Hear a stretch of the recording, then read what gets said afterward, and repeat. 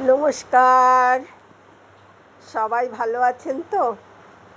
আসুন আজ আবার আমরা মায়ের বিষয়ে কিছু নতুন কথা শুনি।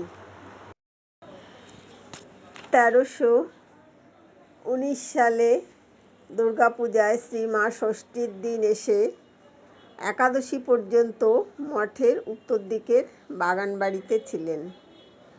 কথা ছিল ষষ্ঠীর দিন বিকেলে শ্রীমা মঠে এসে পৌঁছবেন। কিন্তু সন্ধ্যা প্রায় হয়ে এলেও মায়ের গাড়ি মঠে এসে পৌঁছল না দেখে স্বামী প্রেমানন্দ চঞ্চল হয়ে ছোটাছুটি করতে লাগলেন। মঠের প্রবেশদ্বারে তখনও মঙ্গল ঘট ও কলা গাছ বসানো হয়নি দেখে বললেন, এসব এখনো হয়নি?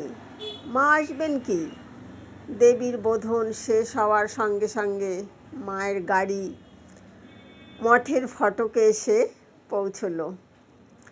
গোলাপ মা শ্রীমাকে হাত ধরে সন্তর্পণে গাড়ি থেকে নামালেন।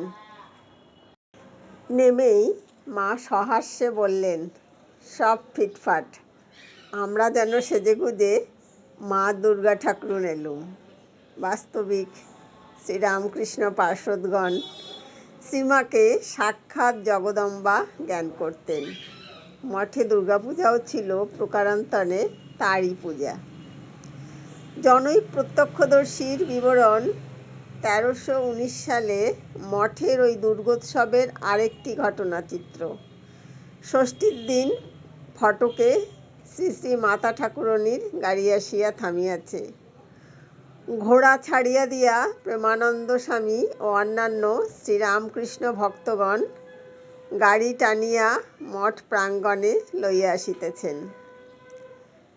প্রেমানন্দ স্বামী আনন্দে টলিতেছেন, চোখ মুখ দিয়া যেন আনন্দ ঠিকরিয়া পড়িতেছেন।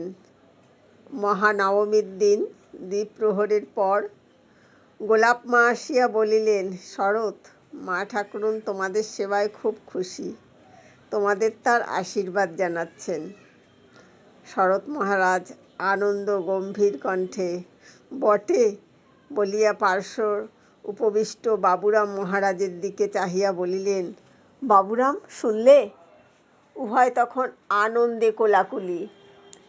উদ্ধৃত অংশে লক্ষ্য করবার বিষয় শ্রী শ্রী মায়ের আশীর্বাদদাতায় স্বামী শারদানন্দ ও স্বামী প্রেমানন্দের আনন্দঘন ভাবটি। এই আনন্দের কারণ তারা সেই মুহূর্তে অনুভব করেছেন তাদের দুর্গাপূজা সার্থক, শ্রীমা তুষ্ট। জগন্মাতা দুর্গাও অতএব প্রসন্ন, শ্রীমাই যে স্বয়ং দুর্গা। বাবুরাম মহারাজ বলতেন, শ্রী শ্রী মা ও ঠাকুর অভেদ।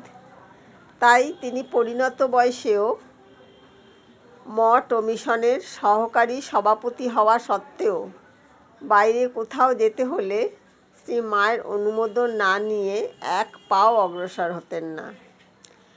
একবার পূর্ববঙ্গের ভক্তরা তাকে সেখানে নিয়ে যেতে চাইলে তিনি শ্রী মায়ের চরণে তা নিবেদন করেন এবং বলেন, মা, আমি মূর্খ মানুষ, আমায় নানা স্থানের লোক এসে টানাটানি করে, আমি গিয়ে কি করব মা? শ্রীমা তখন বলেছিলেন, ভয় কি বাবুরাম, ভয় কি?